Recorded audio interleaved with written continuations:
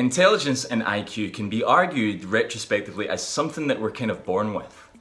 Social intelligence, though, is something that definitely can be learned. But what exactly is social intelligence? How can we use it and how can we develop it?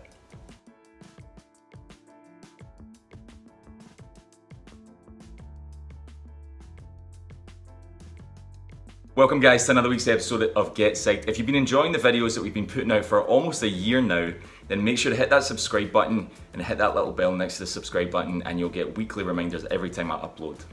Like I said, as for this week, we're going to be taking a look at social intelligence.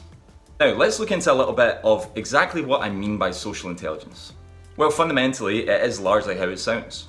You might have heard of it in other terms such as emotional intelligence or people smarts.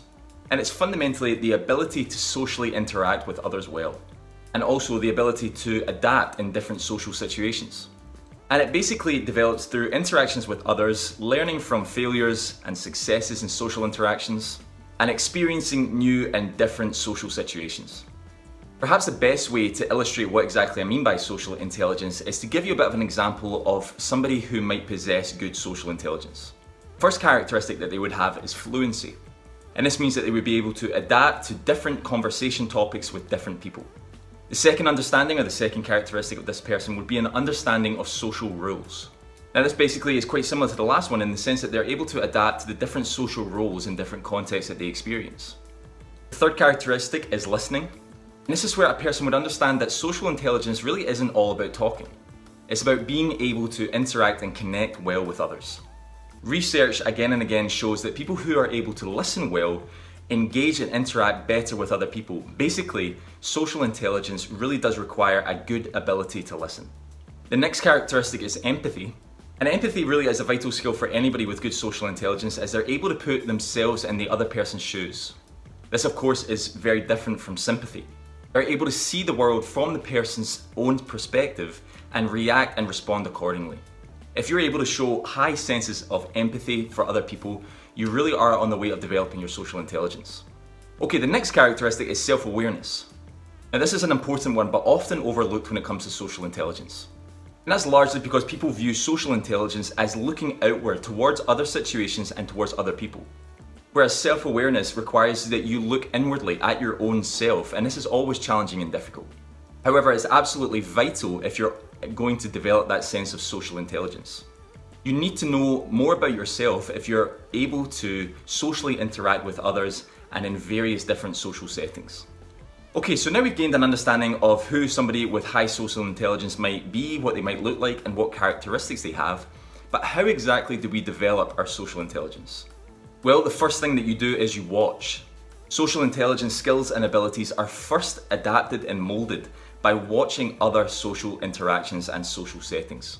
In this way, you're able to learn from what works and what doesn't work.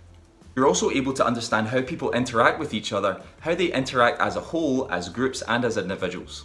The second thing that we can do in order to develop that sense of social intelligence is that we can listen. It's really important that you work on your ability to listen and empathize. These are vital skills if you're going to develop that sense of social intelligence, and they're actually more important than how you speak and interact with other people. Okay, the third point is that you speak. It's really important that you immerse yourself in different social interactions. Learn a little bit more about what makes people tick, interact with new, different people in different social settings and in bigger audiences.